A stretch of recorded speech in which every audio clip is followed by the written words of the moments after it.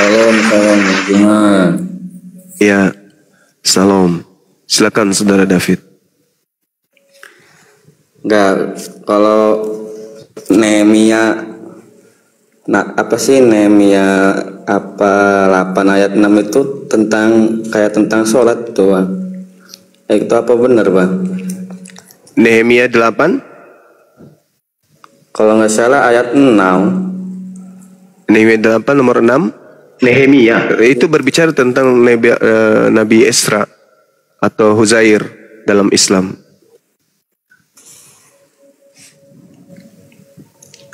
Itu ayat tentang sholat bukan, Bang? Iya, itulah yang saya terangkan tadi, saudara. Di dalam Al-Quran surah Al-Ma'idah ayat 12, ada perintah ibadah, tunduk, sujud, menyembahnya kepada Allah. Itu Al-Quran sudah menguraikan itu. Begitu juga Yesus dalam Matius 26, nomor 39, Yesus sujud beribadah. Jadi jelas sekali, Al-Quran tidak pernah keliru menarasikan bahwa Allah sudah menetapkan satu konsep kepada Bani Israel untuk sholat. Gitu kawan. Berarti itu benar ya, Fik ya? Iya. Gimana mau sholat? Pantes kalau dibaca-baca kok kayak umat Muslim gitu. Nah, makanya analogi sederhananya begini. Andai kita diizinkan melakukan sebuah perumpamaan melalui riset yang ada terkait Al-Quran, yang dinarasikan Al-Quran, yang dinarasikan Bible. Andai saja Yesus hadir hari ini di Indonesia. Di sini di Jakarta ada Istiqlal, ada gereja apa namanya? Yang di depan Istiqlal, di samping Istiqlal ini? Katedral. Ah, katedral. Yesus keluar dari hotel berjalan untuk pergi ibadah. Kira-kira rumah ibadah mana yang Yesus masuki? Istiqlal kah atau katedral? Coba. Berdasarkan analisa kita terhadap prosesi pekerjaan-pekerjaan Yesus dalam hal penghambaan kepada Sang Tuhan. Yesus masuk kemana kira-kira? Istiqlal. Allahu Akbar, Masya Allah. Allahu Akbar. Allahu Akbar. Itu pasti itu bang. Itu nggak diragukan. Ibrani 5 nomor 7. Sebagai manusia, Yesus mempersembahkan doa yang sungguh-sungguh kepada Tuhan yang sanggup menyelamatkannya dari kematian. Dan atas kesolehannya doanya dikabulkan. Dia orang soleh. Orang soleh tempatnya di masjid. Berarti Yesus masuknya ke Istiqlal, bukan ke katedral. Sekira begitu sederhananya, silakan. Ya kalau di Islam kan Yesus itu diangkat ya. Apa di Alkitab juga ada gitu? Ada. Kalau ya. Ada, akurat banget. Mau dalil? Itu iya. Oke. Boleh. Oke. Coba Anda buka Matius 4 atau Anda buka Lukas 4. Ketika iblis datang mencobai Yesus. Apa kata iblis kepada Yesus? Yesus, ya paman, kalau engkau menyembahku, maka segala kuasa langit dan bumi akan aku berikan kepadamu, sebab aku berkuasa memberikan kepada siapapun yang aku kehendaki. Nah, sebelum ungkapan itu, kata iblis, Yesus, kalau engkau ini adalah hamba Tuhan, engkau ini adalah anak Tuhan, jatuhkan dirimu ke bawah. Sebab ada tertulis nih, kata iblis, Tuhan akan mengutus malaikatnya untuk menantang engkau di tangannya agar kakimu tidak terantuk kepada batu. Yesus, ya paman, jatuhkan dirimu ke bawah. Aku ingin membuktikan apa yang Tuhanmu katakan. Sebab ada tertulis tentang engkau, jikalau engkau adalah anak Tuhan, utusan Tuhan, orang yang dikasihi Tuhan. Apa yang tertulis itu? Apabila engkau menjatuhkan dirimu ke bawah, maka Tuhan akan mengutus malaikat untuk menantang engkau di tangannya. Rupa-rupanya, saudara, iblis dalam hal ini betul. Ada tertulis tentang Yesus bahwa Tuhan akan mengutus malaikat untuk menantang Yesus di tangan mereka agar Yesusnya tidak kena musibah. Di mana tertulis itu? Mazmur 91 nomor 11. Sebab malaikat-malaikatnya akan diperintahkannya kepadamu untuk menjaga engkau di segala jalanmu. Mereka akan menantang engkau di atas tangannya supaya kakimu jangan terantuk kepada batu. Subhanallah. Nah, itu pun dikhotbahkan oleh Petrus di dalam Kisah Para Rasul 2 nomor 33 yang saya katakan tadi. Bahwa Mesias akan diselamatkan dengan cara tangan kanan Elohim akan datang dan mengangkat dia sampai ke langit. Oh, keren kali lah. Jadi saudara, menurut Bible, perjanjian lama dan perjanjian baru, loh kenapa harus perjanjian lama? Kok bisa kayak gitu Bang Suma? Yes, karena itu adalah validasi dan kisi-kisi yang Yesus bocorkan ketika Yesus mengajar di tengah-tengah Bani Israel. Kok bisa? Ada dalilnya? Ada. Di mana Yesus membawa kitab Mazmur sebagai catatan-catatan yang harus digenapi tentang dirinya. Di dalam Lukas 24 nomor 44. Memang aku harus pergi. Sebagaimana yang tertulis tentang aku harus tergenapi semua yang tertulis tentang aku yang ada di dalam kitab Mazmur. Subhanallah. Menurut Yesus, aku harus pergi sesuai dengan apa yang tertulis tentang aku di dalam kitab Mazmur. Aku harus pergi dengan cara malaikat akan datang menatap aku supaya kakiku tidak kena paku, supaya kakiku tidak terantuk kepada baku, supaya aku tidak kena musibah. Kata iblis, Yesus, ya paman, turunkan, jauhkan dirimu, jatuhkan dirimu, enggak usah khawatir. Tuhan akan datang menyelamatkan engkau dengan mengutus malaikat dan menyelamatkan engkau dan menatang engkau di tangannya. Dan itu terbukti. Dan itu terbukti. Ada nubuatan, ada tertulis tentang dia. Gitu saudara. Jadi Yesus itu tidak mengalami kematian, melainkan terangkat langsung ke langit.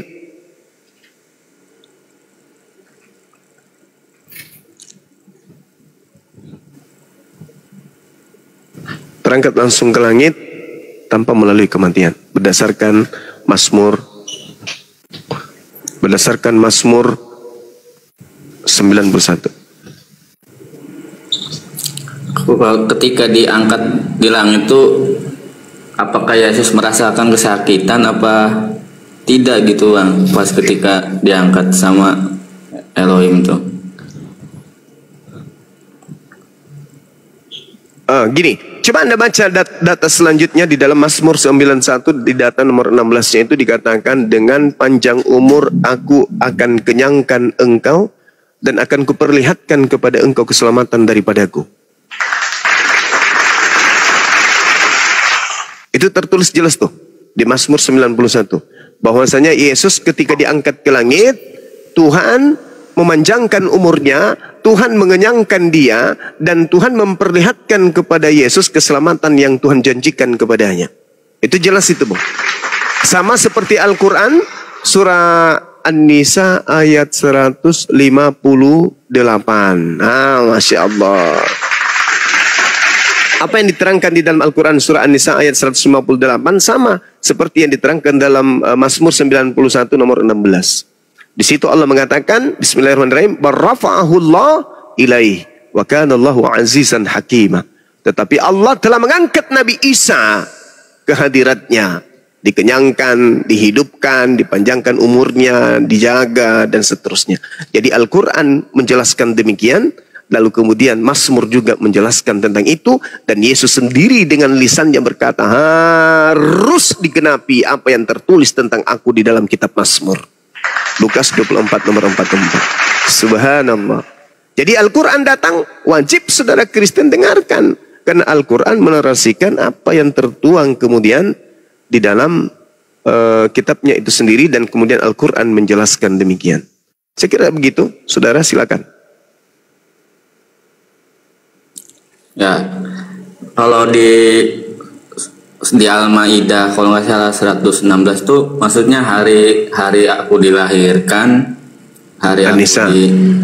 Surah Maryam itu. Al-Maidah 116 kalau nggak salah. Bukan. Hari aku dilahirkan, diwafatkan, dibangkitkan, itu Yesus wafat itu ketika hari apa? Iya. Jadi kalau berbicara mengenai surah Maryam yang Anda bawa tadi,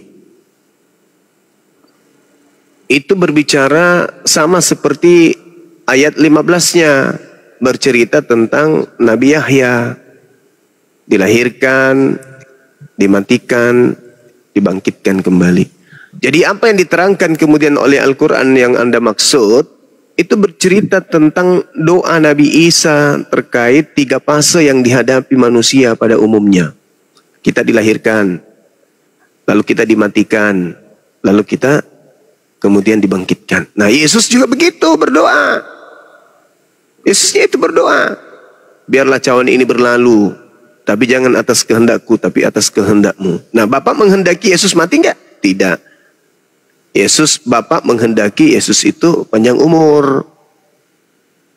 Mazmur 91 nomor 16. Nah, kemudian terkait dengan dilahirkan, dimatikan, dibangkitkan, itu tak ada hubungannya dengan penyaliban. Saudara Kristen yang menggaungkan sama seperti yang di konsep imannya orang Kristen, enggak.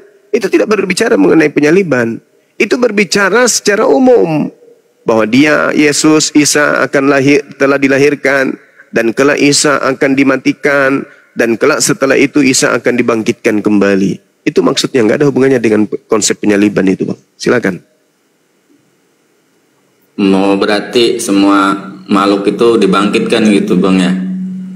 Iya. Dari pembangkitan gitu ya? Betul sekali. Yesus juga mengatakan itu di dalam Muhammad juga gitu ya? Benar sekali. Itu Yesus katakan dalam Yohanes 5 nomor 29. Gitu, Bang. Manusia semuanya akan dibangkitkan. Kata Yesus untuk dihakimi berdasarkan perbuatan masing-masing. Iya. Sedikit Bang Zuma. Silakan. Itu David, kamu Kristen apa? Maksudnya gereja apa deh? Gereja apa? Gereja itu Kristus Raja. Kristus Raja. Lukas 1:33. Kristus Raja itu kenanya di Lukas 1:33. Tetapi sayangnya di situ dikatakan begini, Yesus Kristus akan menjadi raja selama-lamanya bagi kaum Yakub. Apa saudara David ini Bani Yakub? Bukan. Nah, berarti Yesus bukan raja kalian, gitu, Bang.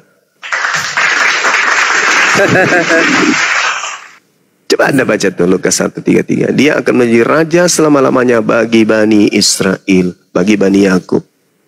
Nah, ternyata Anda bukan Bani Yakub. Berarti Anda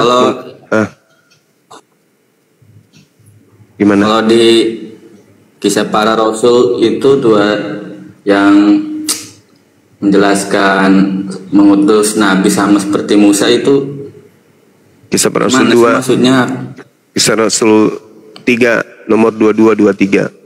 Bukankah tertulis dalam kitab Musa bahwa Tuhan akan mengutus seorang nabi yang sama seperti Musa, dan akan terjadi bahwa siapapun yang tidak mendengarkan nabi itu akan dilenyapkan dari bangsa kita. iya. Nah, siapa nabi yang datang setelah Isa yang sama seperti Nabi Musa, yang mana siapa yang tidak mendengarkan nabi itu akan dibasmi?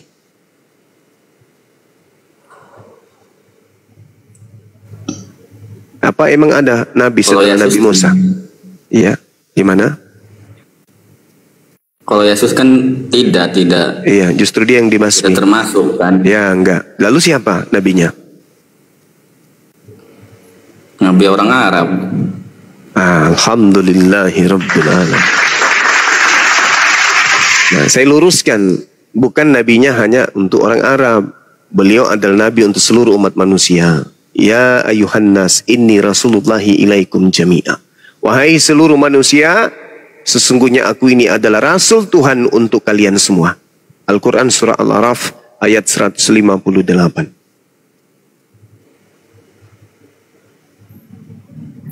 Banyak kejanggalan benar ya Alkitab. Ya, namanya aja sudah janggal. Bukan Alkitab namanya itu, Bible. Kumpulan buku-buku. Buku karangan Lukas, buku karangan Yohanes, buku karangan Matius, buku karungan Markus, dan buku-buku karangan Paulus. 13 buku karangan Paulus.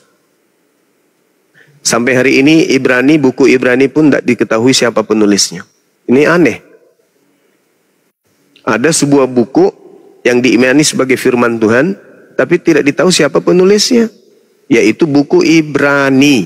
Buku Ibrani ini sampai detik ini tak ada manusia satupun yang tahu siapa penulis kitab tersebut. Tapi dijadikan sebagai kitab suci.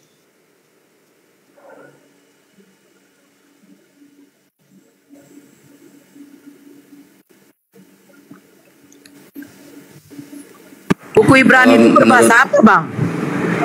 Ya, bahasa Yunani. Buku Ibrani. Oh, tapi Ibrani. Ya itu dia. Siapa yang kasih nama seperti itu? Wallahu a'lam bishawab. Saudara yang merepet di bawah, naik aja kawan. Kita diskusi pelan-pelan, santai aja nya. Silakan naik. Ya. Kalau berbicara tentang ketuhanan, ya, bahwa ketika kita melihat di dalam diri Tuhan Yesus, itu ada hal yang tidak bisa dilakukan oleh manusia. Ada hal yang bisa dilakukan oleh Tuhan. Banyak sekali peristiwa-peristiwa yang hanya bisa dilakukan oleh Tuhan di dalam Bible. Ya. Kalau kita melihat apa aja itu ya, banyak contoh ketika dia ya, siapa yang mampu mengerti, menyelami pikiran manusia? Bukankah dia itu adalah Tuhan? Manusia tidak mampu menyelami pikiran orang, tidak mampu menyelami pikiran manusia. Hanya Tuhan yang mampu menyelami isi hati Tuhan. Dalilnya di mana? Di dalam Matius 12 ayat yang 25. Di situ jelas menyatakan, tetapi Yesus mengetahui pikiran mereka, lalu berkata kepada mereka, setiap kerajaan yang terpecah-pecah pasti binasa, dan setiap kota atau rumah tangga yang terpecah-pecah tidak dapat bertahan. Garis bawahi kata Yesus mengetahui pikiran mereka. Mampukah manusia memiliki pengetahuan menyelami pikiran orang, menyelami isi hati orang? Bukankah itu adalah Tuhan? Nah, jadi dalam Alkitab banyak sekali mencatat tentang keilahian Tuhan Yesus itu sendiri. Jadi kalau kita melihat dalam Bible itu jangan hanya melihat separuh lalu kita simpulkan, tetapi secara keseluruhan itu kita lihat ada loh yang tidak mampu dilakukan oleh manusia, ada loh yang hanya bisa dilakukan oleh manusia. Jadi itu salah satu contoh yang saya bisa gambarkan kepada saudara-saudara di sini. Mungkin sekian dari saya. Baik. Oke, silakan Guru Nda. Ya, jadi gini saudara, Anda tidak punya hak berbicara seperti itu. Kenapa? Berbicara mengenai Tuhan. Kami umat Islam itu udah selesai berbicara tentang Tuhan. Orang Yahudi berbicara tentang Tuhan itu udah selesai. Dan Yesus datang di muka bumi ini kepada Bani Israel, tugasnya juga untuk menjelaskan tentang Tuhan. Anda baca coba Yohanes 1:18, pengantar penulis Yohanes itu. Apa yang diterangkan dalam Yohanes 1 itu, Bang? Yesus yang memiliki kewajiban, dialah yang punya kekuasaan, Yesuslah yang memiliki potensi, Yesuslah yang memiliki wewenang, Yesuslah yang memiliki kapasitas untuk menjelaskan tentang Tuhan. Bukan ente, Pade. Kristen ini sok-sokan membahas tentang Tuhan datang dalam rupa manusia. Tuhan ini dari sisi kemanusiaannya. Tuhan ada dua nature. Nenek lu kiper. Yesus menjelaskan bahwasanya engkau mengenal aku, kata Yesus. Yohanes 8, Yohanes 7, nomor 28, nomor 29. Kamu mengenal aku, tapi kau tidak mengenal Tuhanku. Memang kau mengenal aku, tapi kau tidak mengenal Tuhanku. Jangan pandai-pandaian Tuhan itu adalah aku. Jangan. Lebay kali saudara Kristen ini. Karena mencoba untuk menerasikan sesuatu yang bukan sabda Yesus, yang bukan firman Tuhan. Di dalam Yohanes 1:18, tidak ada seorang pun yang melihat Tuhan. Titik.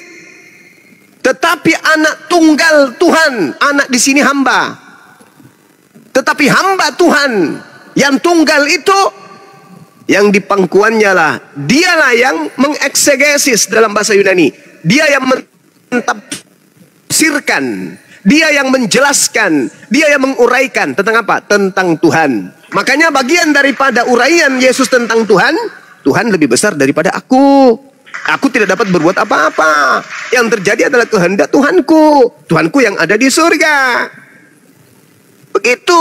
Jadi saudara, Anda tidak punya hak sama sekali menjelaskan tentang Yesus adalah Tuhan. Yang Anda sedang uraikan ini adalah Tuhan yang keluar dari kubur. Namanya Kristus Yesus. Yang oleh Petrus ketika berkhotbah mengatakan, Yesus yang kau salibkan itu telah dijadikan menjadi Tuhan untuk angkatan jahat. Beda. Jangan kau uraikan Yesus kami. Yesus kami itu hanya nabi dan rasul untuk Bani Israel. Sedangkan Yesus kalian itu adalah makhluk yang keluar dari kubur, yang harus diwaspadai. Yesus berkata jelas tuh kepada murid-muridnya tuh.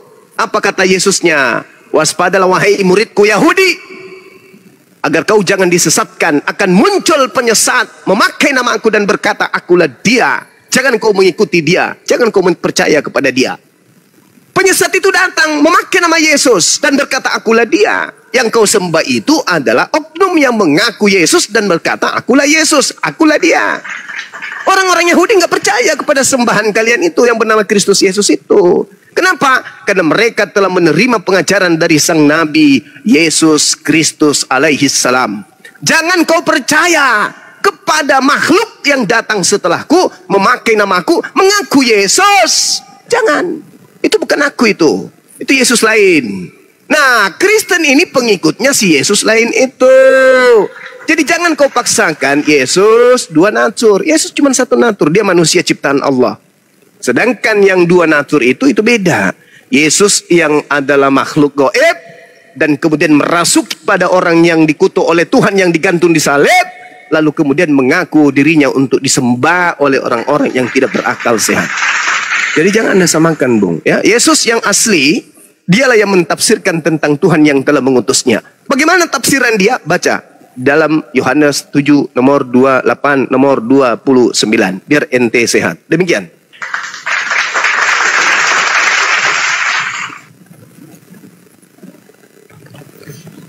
Oke. Dari paparan Bang Zuma yang menyampaikan bahwa Yesus itu hanya sebatas nabi. Yesus kami itu hanya sebatas rasul, utusan. Sedangkan kalian, Yesus kalian adalah makhluk yang keluar dari kuburan. Oke. Saya akan memberikan data kepada saudara ya. Di dalam Bible, di mana ya, siapa yang memiliki bapa dan siapa yang menyangkal anak, ia juga tidak memiliki bapa. Itu jelas dalam Bible. Dan siapa yang memiliki bapa, ia juga memiliki anak. Kenapa? Itu menjelaskan tentang hubungan erat antara bapa dan firman. Karena bapa dan firman itu saling mengasihi. Bapa mengasihi anak, anak mengasihi bapa. Itu menjelaskan hubungan erat antara bapa dan anak yang tidak bisa dipisah.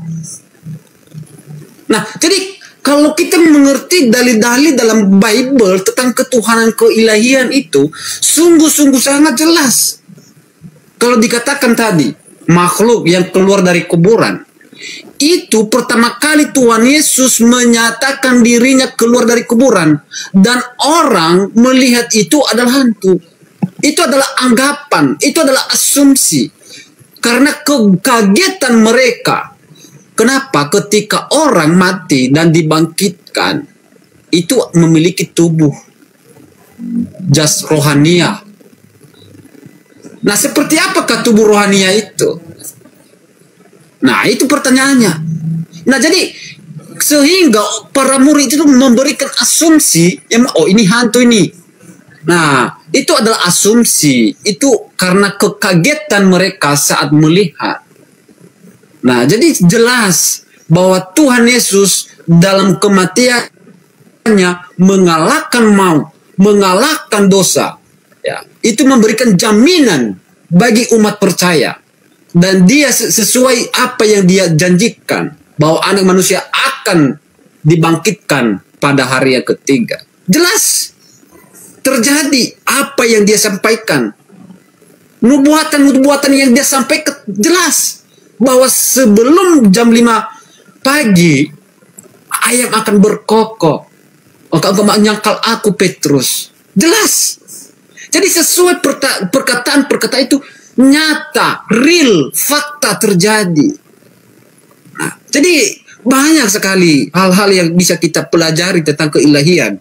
Kalau kita merujuk kepada satu perspektif tentang keinsanian Tuhan Yesus, ada juga.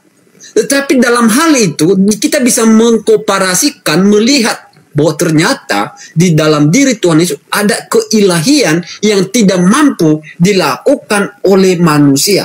Karena dia adalah Tuhan. Dia adalah firman yang menjadi manusia. Itu aja, singkat aja.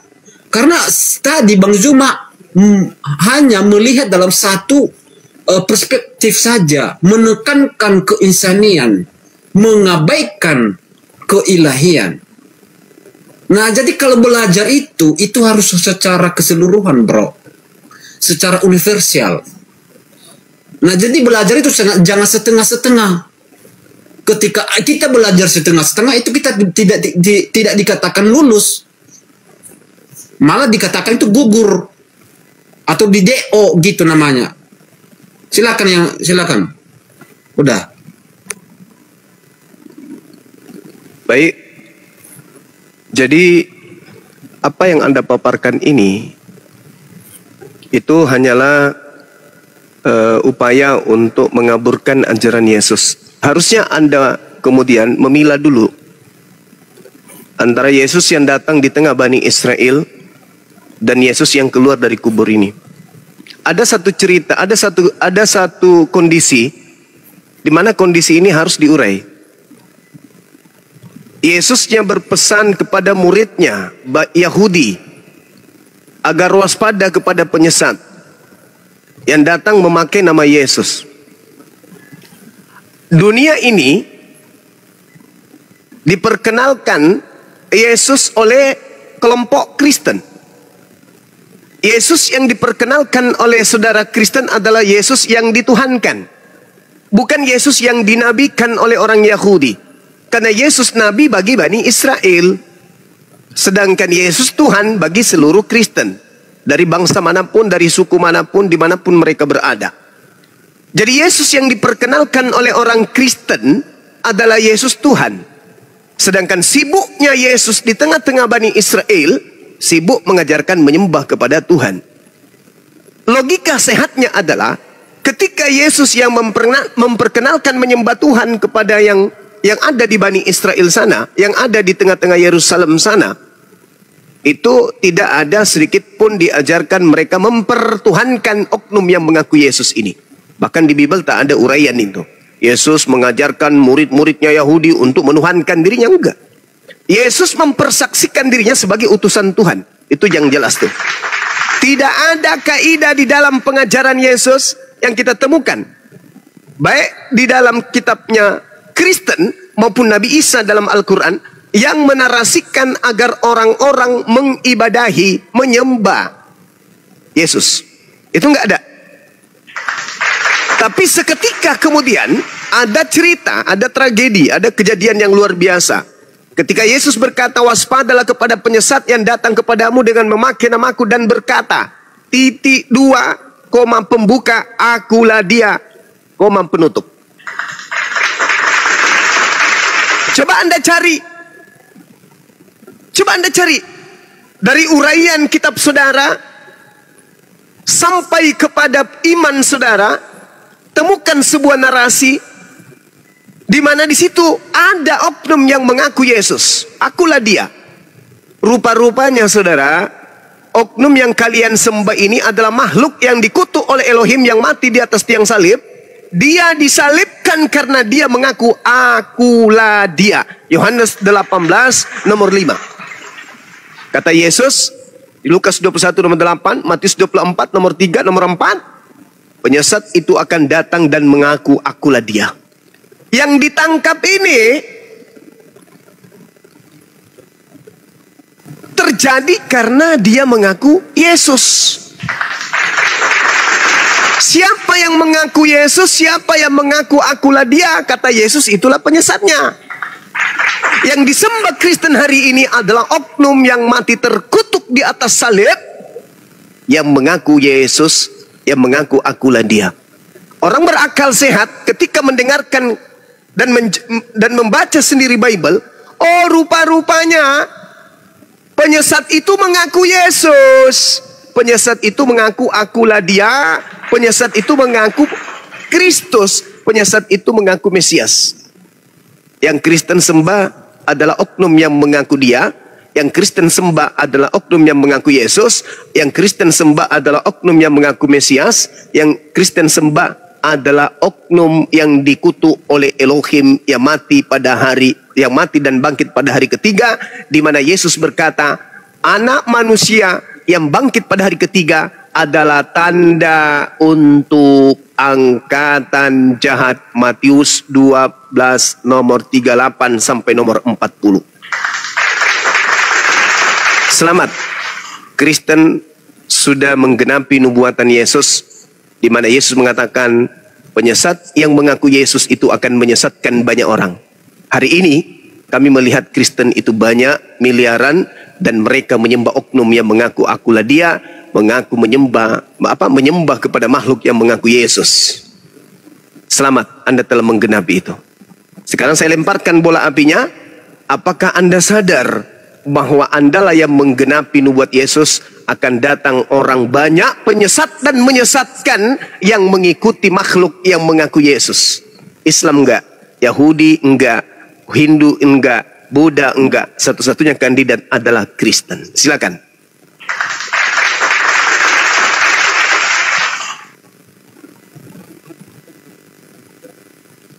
Oke. Ini baru bicara tentang yang ditekankan di sini tentang penyembahan. Tadi dikatakan bahwa siapa yang mengajari Tuhan Yesus, mengajari murid-muridnya menyembah Dia? Siapa?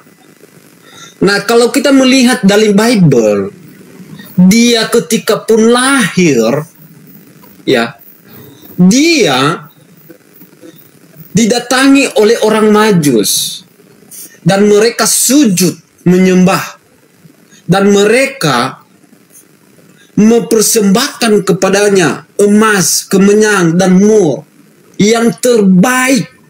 Mereka memberikan yang terbaik, bagian dari apa yang mereka punya.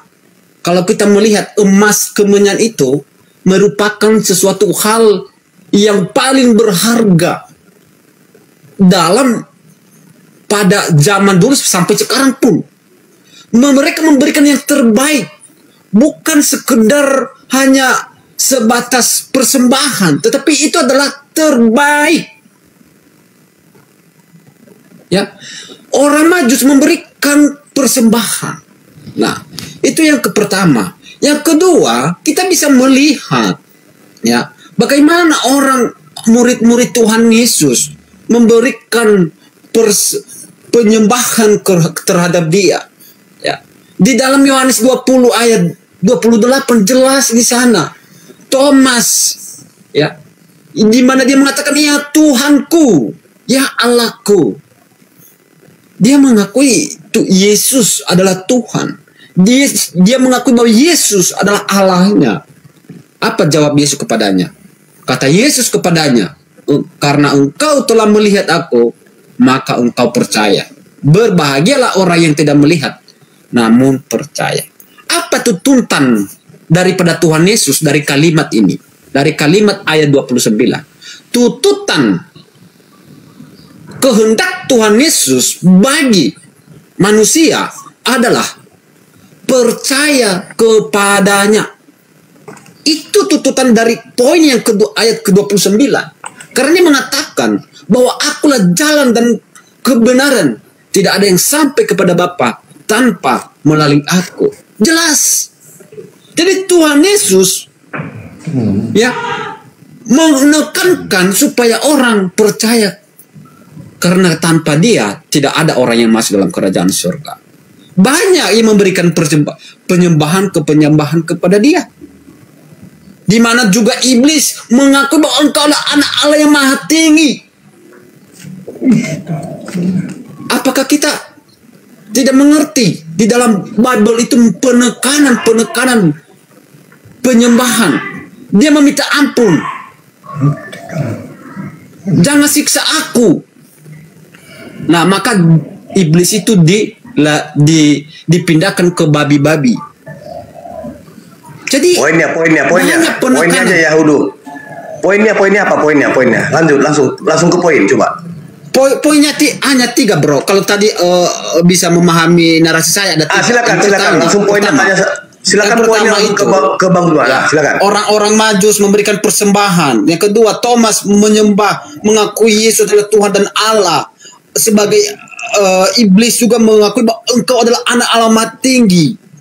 Dan dia mengatakan jangan siksa aku.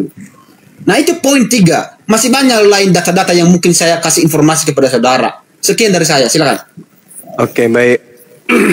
Ya, ini yang saya katakan tadi, saudara Kristen terjebak ya terhadap penyembahan kepada Kristus. Kalian terlanjur Kristen.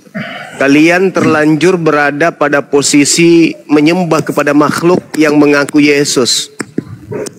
Tanpa Anda bisa memberikan kemudian bukti akurat sembahan kalian itu adalah pencipta langit dan bumi, selain Anda mengutip perkataan-perkataan orang-orang terdahulu terkait oknum yang mengaku Yesus di tengah-tengah Bani Israel. Sampai orang Majus pun yang menuhankan Yesus Anda jadikan sebagai bukti. Bahkan sampai orang mengata ya Tuhanku ya Allahku pun Anda jadikan sebagai bukti. Sangat lemah, saudara. Kalau ungkapan orang yang Anda jadikan dasar, atau sikap orang yang Anda jadikan dasar untuk mengukuhkan ketuhanan Yesus Kristus, itu jadi bahan tertawaan. Kenapa? Anda lihat di dalam Matius 14 nomor 25 dan seterusnya. Ketika kemudian diceritakan kira-kira jam 3 malam datang Yesus kepada mereka berjalan di atas air. Berjalan di atas air. Apa kata murid Yesus? Hantu! Hantu! Hantu! Kabur, lari, ada hantu! Kenapa Anda tidak mengimani bahwa ternyata menurut murid Yesus itu adalah hantu? Kenapa Anda bilang, oh Yesus itu adalah hantu? Karena murid-muridnya mengatakan dia hantu. Kenapa pas giliran ya Allah ya Tuhanku, padahal dia di situ kaget si Thomas ini. Tapi Anda menyatakan Yesus Tuhan. Karena kaget si Thomas, ya Tuhanku, ya Allahku. Oh Yesus Tuhan ternyata. Lah terus kenapa Anda tidak mengimaninya dia adalah hantu? Ketika murid-muridnya pada teriak, hantu. Kenapa nggak dijadikan sebagai hantu? Muridnya ngaku dia hantu kok. Kenapa Anda tidak jadikan sebagai hantu? Kenapa giliran ya Tuhanku ya Elohku? Kenapa Anda lantas menjadikannya dia Tuhan? Karena Anda sudah terjebak kepada sebuah agama yang melantik Yesus Kristus sebagai Tuhan. Kenapa bisa demikian?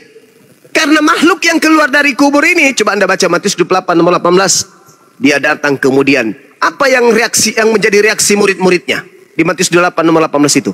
Murid-muridnya ketakutan dan tidak percaya. Mereka ragu-ragu. Apakah itu Yesus atau bukan Yesus? Bukan ragu-ragu apakah ini Tuhan atau bukan Tuhan.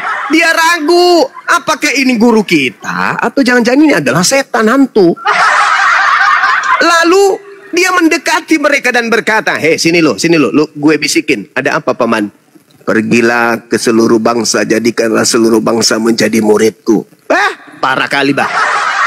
Kepadaku telah diberi kuasa. Sejak kapan anak Maria menerima kuasa? langit dan bumi? Itu nggak ada.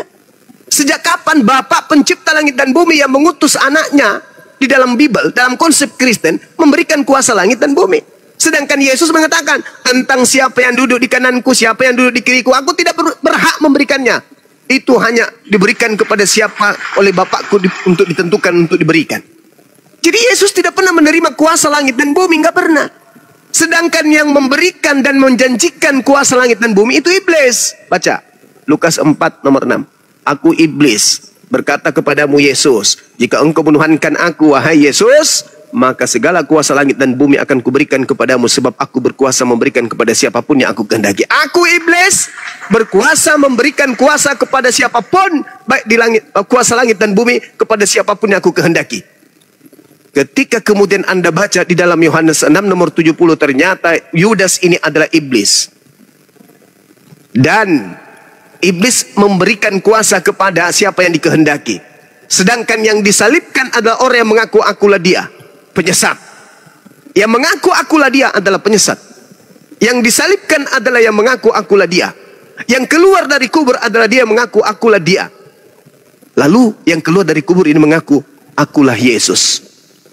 Pergilah, jadikanlah manusia sebagai pengikutku. Siapa yang mau kemudian menjadikan manusia seluruhnya menjadi pengikutnya? Sedangkan yang asli, Yesus yang asli, mengajak muridnya, melarang muridnya. Dalam Yohanes 10 nomor 5 nomor 6, Yesus berpesan kepada ke-12 muridnya agar jangan ke bangsa lain, melainkan pergi kepada domba-domba yang sesat dari umat Israel. Itu Yesus mengajarkan kepada muridnya. Sedangkan yang keluar dari kubur ini, sudahlah dia mengaku Yesus, sudahlah dia mengaku akulah dia, sudahlah dia dikutuk oleh Elohim, sudahlah dia kemudian disalib, sudahlah dia menjadi tanda angkatan jahat. Lalu kemudian mengaku kepadaku, pergilah ke seluruh dunia, jadikanlah seluruh bangsa menjadi pengikutku. Ini siapa ini? Siapa makhluk yang mengaku Yesus ini?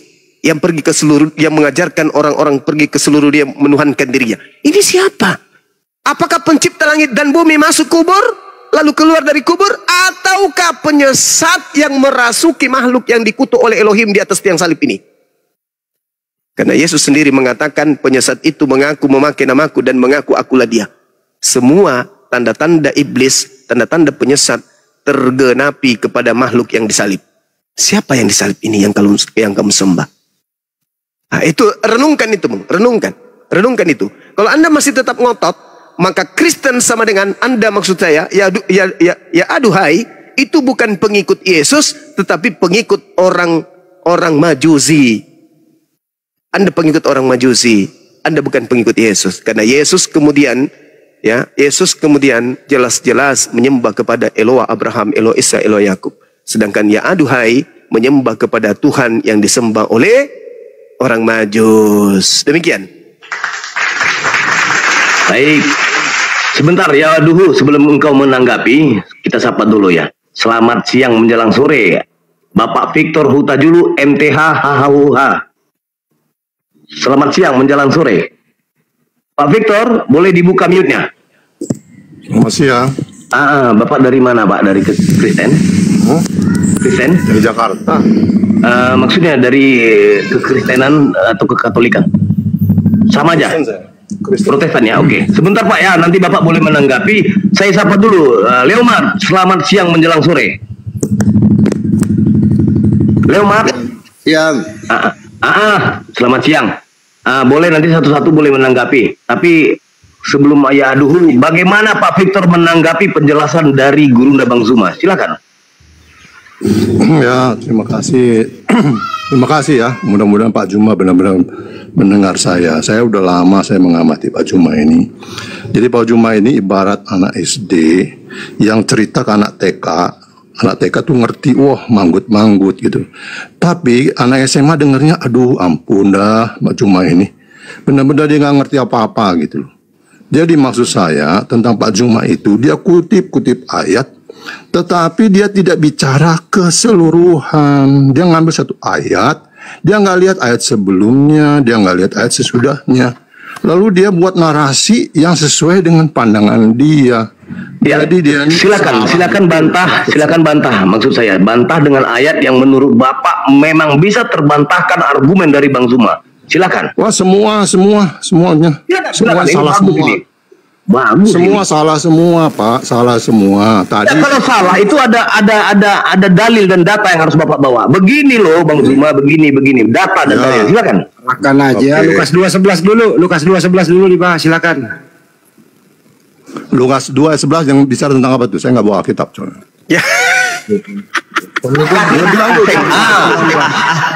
Katanya anak SMA, kami anak SD. Macam mana rupanya kau? Pak, kita itu di pengertian bukan. Lukas 2 ayat berapa? Lukas 2 ayat berapa? 11. Jadi gini Pak, kami itu diajarkan untuk memahami Alkitab, bukan menghafal, ya kan? Jadi begini Bapak, Saudara Victor, sabar dulu, Iya. saudara. Saya kasih Anda pengertian sedikit supaya Anda naik level. Jadi gini, saudara. bagaimana? Paham itu adalah keadaan di mana manusia mengetahui sesuatu dikarenakan objek yang dipahaminya itu sudah ada di dalam kepala tanpa harus mencerna dari A sampai Z. Termasuk ketika saudara mengatakan Anda adalah orang yang paham. Artinya Bible atau data-data Bible yang saya kutip itu sudah Anda kunyah. Betul. Itu Anda sudah kunyah tuh. Nah, sekarang kenapa Anda bertanya apa isi dari Lukas 2 nomor 11? Oh bukan, banyak ayat Pak kalau kami itu. Dia Lukas 2 ayat 11 itu tentang hari ini telah lahir bagimu Yerusalem yaitu Kristus Tuhan di kota Daud. Oke. Nah, itu pintar. Kita bahas itu Pak ya. Oke. Sekarang menurut kemanusiaan Anda nih, kemanusiaan Anda terlepas Anda adalah Kristen sebagai manusia. Iya. Posisi lahir ini kadar Tuhan atau kadar manusia ciptaan? Oke, udah. Silakan. Beri saya waktu jangan dicela ya Pak. Silakan, Jadi, silakan. Bapak kalau mau membaca Alkitab itu jangan cherry picking namanya. Jadi hanya mengambil buah cherry ya hanya. Pemahaman dulu, pemahaman Bang. Pemahaman Anda dulu. Saya kasih tahu pemahamannya. Pemahaman dulu. Aku Bapak sudah harus kenyang dengan sanggahan-sanggahan orang yang tidak Makanya mengerti jangan Bible itu disanggah. saya sudah paham. Bapak itu Sekarang saya minta sisi kemanusiaan dulu, Pak. Kemanusiaannya Bapak yang saya minta. Maaf. Koreksi saya kasih tahu sama Bapak koreksi ya. Kalau saya ngomong, Bapak selalu mencegah dan Bapak kalau udah mepet terus Bapak selalu memotong. Anda mengatakan tadi, tadi bahwa saya ini adalah anak SD yang menjelaskan kepada anak TK. Harusnya Pak, Anda memiliki loncatan berpikir yang lebih hebat daripada Bang Suma. Coba, yang saya minta adalah bagaimana Anda menarasikan ketika ada yang lahir. Apakah itu kadar ciptaan atau itu kadar pencipta? Nah, jangan kemana-mana ya, silakan. Harus fokus ke situ Pak ya, silakan. Ya. Yang lahir ini pencipta atau ciptaan? Saya tahu maksud Bapak. Bapak itu mau mengatakan definisi lahir saja, sehingga Bapak akan berkutit di situ. Saya tahu itu kemana arah Bapak bicara. Saya hanya mau Anda yang saya minta menjelaskan. Saya bilang, pada hari ini telah lahir. Yang lahir ini pencipta atau ciptaan? Itu dulu. Jangan masuk ke ranah Bible dulu. Saya mau lihat loncatan berpikir Anda dulu. Anda tadi mengatakan saya anak SD. Oh tidak bisa dong. Beri waktu yang 1 menit namanya saya logika, tanpa disalah. Pak. Makanya yang namanya logika. Anda itu selalu begitu. Bicara itu tidak tuntas. Yang namanya logika, sehingga Pak, tidak ada diskusi yang benar dengan Anda. Oh ya sudah. Saya ngalah aja deh. Anda yang pintar. Lanjut, Padahal saya sudah menyederhanakan materinya Pak. Lukas 2:11 pada hari ini telah lahir.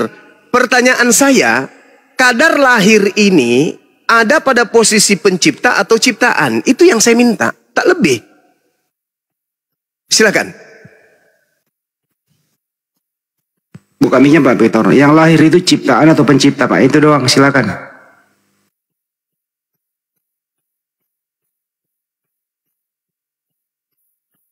Saya butuh loncatan berpikir ya. Saya tidak butuh doktrin dan dogma di sini. Kalau Anda masih menggunakan dogma dan doktrin, Anda daftar isi formulir jadi muridnya Bang Suma. Kalau masih doktrin dan dogma. Tapi kalau Anda mencoba menelaah penjelasan dari saya dengan rangkaian kisi-kisi Bible, khususnya di dalam Lukas 2:11 yang diajukan tadi, Saya ingin melihat loncatan berpikir Anda ini layak nggak disebut sebagai manusia yang punya intelektual tinggi atau hanya sebagai orang yang kenyang dengan doktrin dan dogma. Silakan. Oke.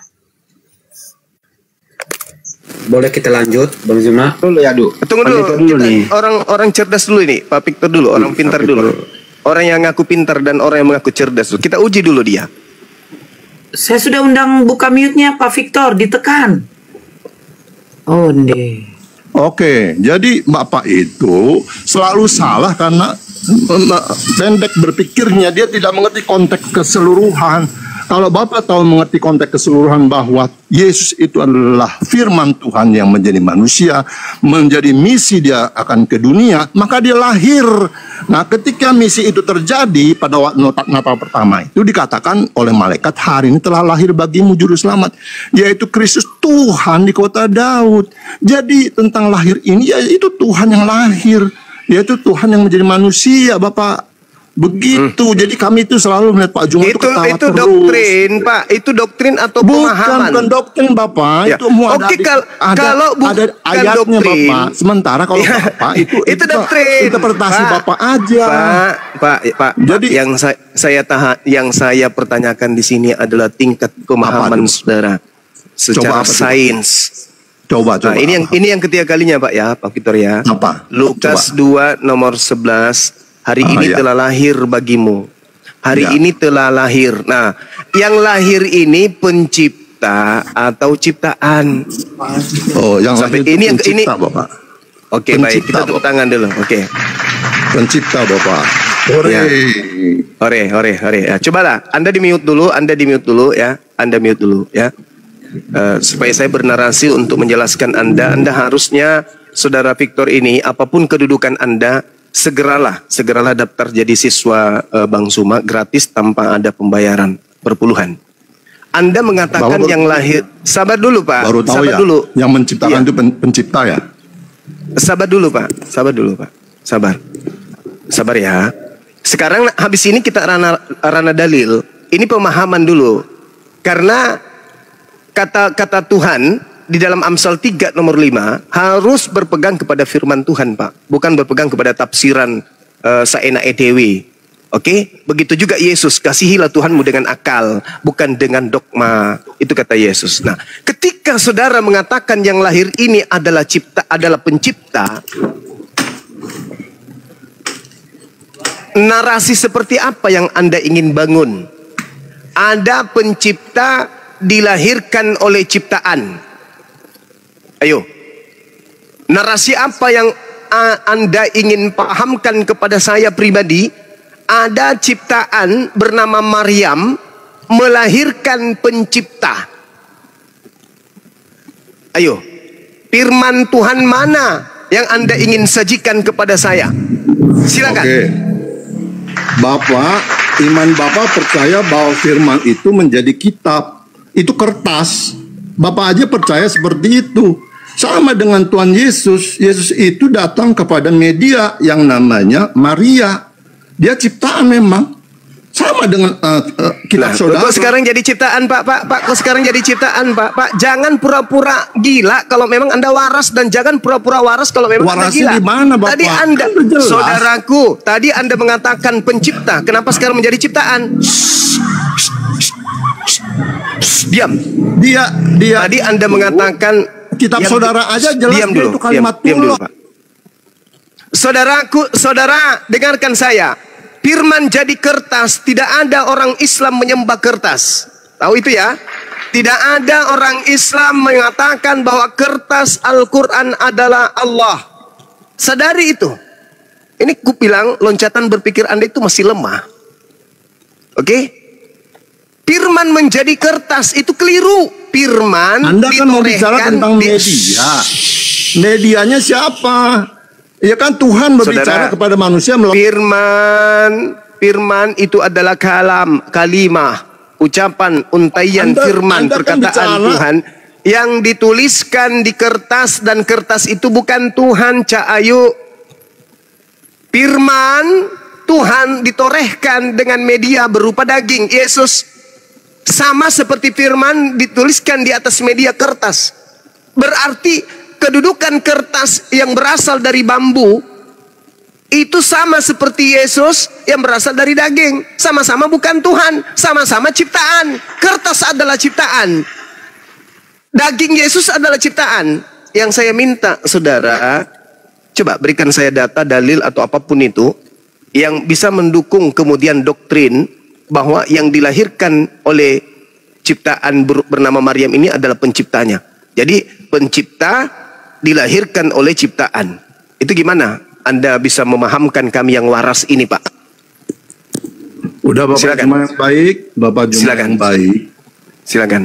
Bapak Juma yang baik, begini Bapak ya. Iya. Jadi Tuhan itu Maha Kuasa.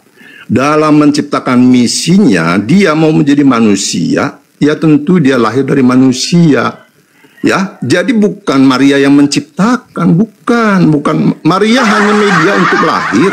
Dan itu juga di Al-Quran juga jelas dia itulah rohullah dan kalimatullah, itu jelas itu ya. Jadi dia adalah roh Allah yang datang melalui media yaitu Maria. Ya Maria sebagai manusia, apa salahnya Tuhan? Kok Anda mau supaya Tuhan itu jangan Bukan saya minta Anda curhat. Saya minta Anda membuat saya menjadi gila kayak Anda untuk memahami pencipta melahirkan ciptaan. Pencipta dilahirkan oleh ciptaan. Tolong buat saya jadi gila seperti Bapak. Bagaimana seorang manusia yang adalah ciptaan bisa kemudian melahirkan penciptanya? Coba buat saya gila, Pak. Bapak sebenarnya pura-pura. Saya tantang Anda supaya Anda bisa membuat saya gila sama seperti Bapak. Silakan. Iya, Bapak sebenarnya pura-pura tidak tahu. Sebenarnya Bapak tahu sebenarnya ini. Paham Justru saya kok minta. sebenarnya. Silakan Anda dulu, jangan pahamkan. dipotong Bapak. Coba Anda, Jangan dipotong makanya dulu. kurangi curhat. Jangan dipotong dulu Bapak. Bapak itu seperti yang itu saya udah minta perhatikan cara adalah berdebatnya bagaimana seperti Anda itu. bisa membuat saya tiba-tiba gila, bisa percaya kepada seperti apa yang Anda percayai. Ciptaan melahirkan pencipta langit dan bumi. Silakan.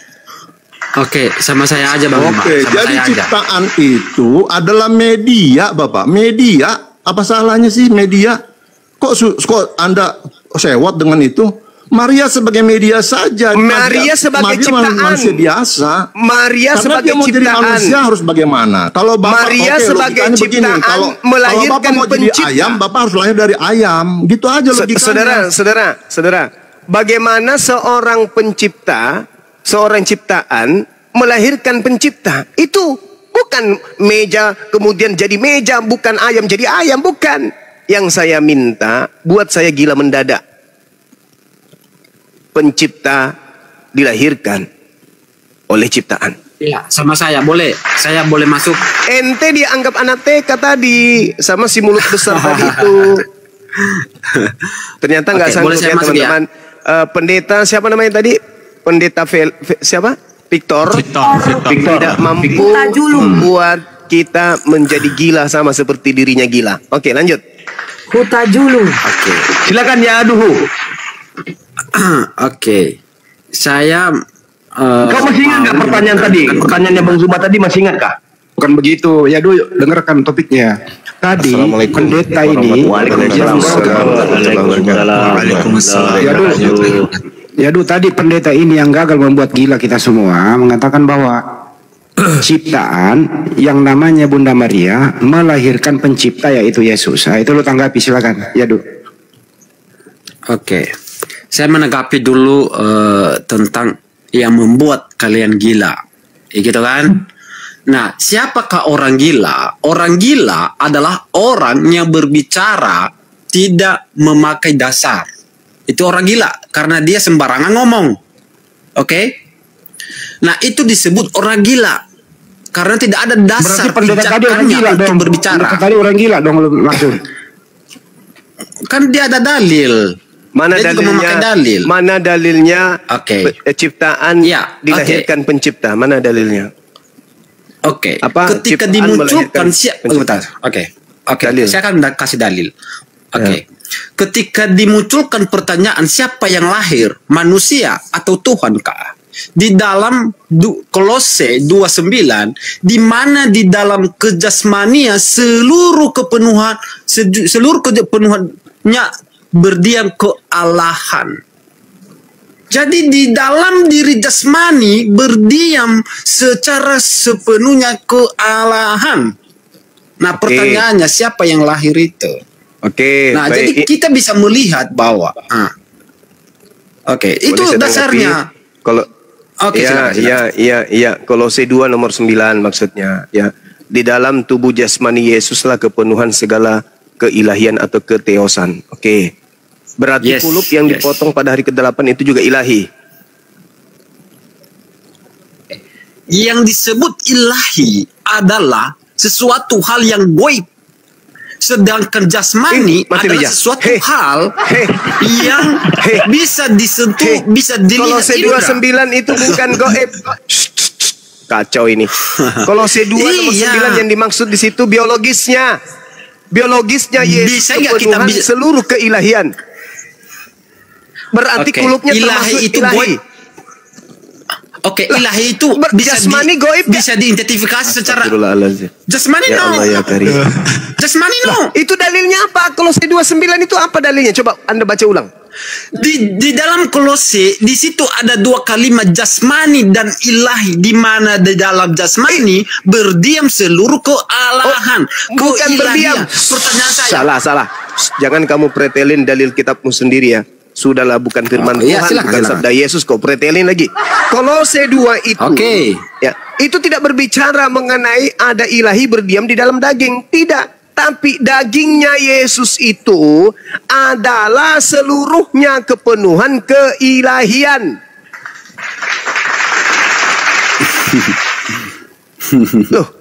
Kita lihat ya. Dengar. Kita lihat. Ilahi berdiam secara rohani atau berdiam secara jasmani? Kita baca ulang. Oke. Sebab dalam dia lah berdiam secara jasmani. Secara rohani atau secara jasmani? Kepenuhan Allah. Ya kan? Bang Kaisar, ya. Pahami kalimatnya. Kalimat pertama di dalam berdiam secara jasmani atau berdiam secara rohani? Jasmani ada dua di sini, jasmani dan ilahi. Ada dua kalimat. Berdiam secara sama dengan jasmani enggak? Berdiam secara jasmani atau berdiam secara rohani? Saya tanya, ilahi sama jasmani sama enggak? Sama enggak? Beda. Ilahi sama jasmani sama? Beda. Kenapa kamu mengatakan di dalam jasmani itu adalah ilahi, itu ilahi? Kenapa kamu mengatakan dalilnya begitu? yang mengatakan itu? Saya baca. Sebab dalam Yesus lah, sebab di dalam Kristus lah berdiam secara apa? Berdiam secara apa? Berdiam secara jasmani ini tubuh, berdiam secara jasmani seluruh kepenuhan keilahian itu berdiam secara jasmani. Ya, sepenuhnya kealahan, betul? Di sini ada dua kalimat, seluruh jasmani dan keilahian. Jadi jasmani ini adalah ilahi, betul? Loh, bagaimana kamu mengatakan ilahi bisa dilihat enggak? Ya, itu secara jasmani, Cak Ayu. Astagfirullahaladzim, ya Allah ya Karim. Ketika kamu mengatakan bahwa jasmani itu ilahi, ya pertanyaan saya kepada Anda, apakah ilahi itu bisa dilihat enggak? Ya Allah ya Karim, berdiam secara jasmani. Berdiam jasmani itu bisa dilihat enggak? Bisa. Ilahi bisa dilihat enggak? Ilahi tergantung. Kalau kau mengilahikan goib, betul? Tergantung. Enggak, belum tentu goib ilahi. Tergantungnya mana? Dasarnya tergantungnya apa? Lah, saudara, kau ngerti enggak ilahi itu? Ilahi itu sembahan. Ilahi itu adalah sembahan atau makhluk goib yang tidak bisa diidentifikasi oleh indera. Loh, ilahi kok begitu? Yang kau ilahkan jasmani. Yang kau ilahkan jasmani berarti dia tidak goib. Kalau Anda menarasikan begini Bang Zima, Anda menarasikan bahwa ilahi adalah berdiam di dalam jasmani, artinya bahwa Anda mengatakan ilahi itu adalah jasmani. Ternyata jasmani itu bisa dilihat. Saudara, makanya ini orang Kristen. Jadi, gimana ceritanya? Itu ada dua kalimat, dua makna yang ditekankan di situ. Saudara, jadi menganalisa bahasa, menganalisa kalimat seperti itu. Parah. Saudara gini, Masuk aja ke dalam bahasa Yunani, nggak usah pakai bahasa bahasa Arab. Tolong jangan di-mute. Kita saling menghargai aja ya. Iya, dengar dulu. Saya jelaskan dulu ya. Saya jelaskan dulu ya. Dalam konsep Islam, ilah itu artinya sembahan. Orang yang mengilahkan pohon berarti sembahannya pohon. Orang yang mengilahkan kulkas berarti sembahannya kulkas. Kalian ini diajarkan bahwa secara jasmani keilahian itu berdiam pada diri Yesus. Artinya jasadnya Yesus itu adalah ilahi kalian, sembahan kalian, Tuhan kalian. Sedangkan dalam bahasa Yunani, Theotes itu artinya adalah dewa. Atau apa itu lihat? Theotes itu artinya dewa, artinya sembahan, artinya yang dituhankan. Nah, atau yang didewakan. Artinya kalau Anda berbicara Kolose 2 nomor 9, sebab dalam Yesuslah berdiam secara tubuh jasmani seluruh kepenuhan keilahian. Artinya jasadnya Yesus sepenuhnya itu adalah Tuhan. Mulai dari rambutnya sampai ujung kaki itu semuanya adalah Tuhanmu. Jadi yang lahir ini Tuhan. Tuhanmu yang lahir ini secara jasmani. Jadi yang nete ini adalah Tuhan secara jasmani. Jadi jangan kau katakan Yesus itu ada dua natur. Yesus itu dalam konsep agamamu adalah Tuhanmu. Baik pada saat dia manusia maupun pada saat dia sudah menjadi roh. Dua-duanya adalah Tuhanmu. Jasadnya juga Tuhanmu. Termasuk dua-duanya adalah Tuhan. Berdasarkan Kolose 2 nomor 9 yang kau bawa itu. Saudara-saudara.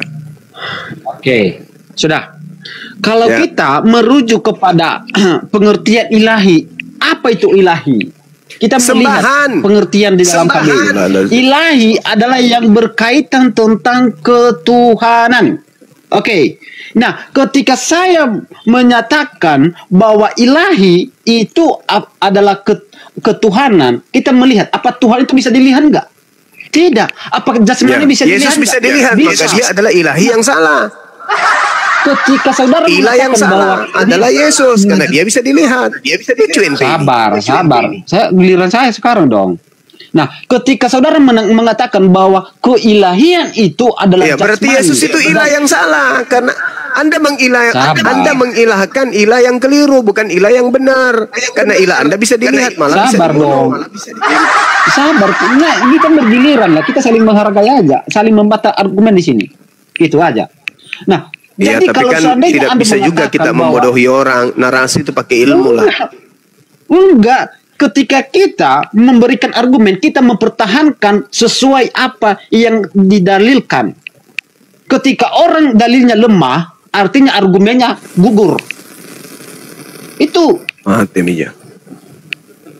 Nah, jadi kita itu ya bisa mempertanggungjawabkan apa yang kita argumenkan. Jangan asal cuap-cuap saja. Nah, oke. Kembali lagi kepada narasi yang pertama. Tadi Bang Zuma mengatakan, ketika ilahi adalah jasmani, dan jasmani itu adalah ilahi. Pertanyaan saya ketika dinarasikan hal itu, apakah jasmani itu dilihat apa tidak? Sedangkan ilahi itu adalah goib yang tidak bisa diidentifikasi oleh indera manusia. Ya, itu ilahnya itu kan umat Islam. Sesuatu paradoks yang membantah akal dan logika. Ilahnya umat Islam itu goib.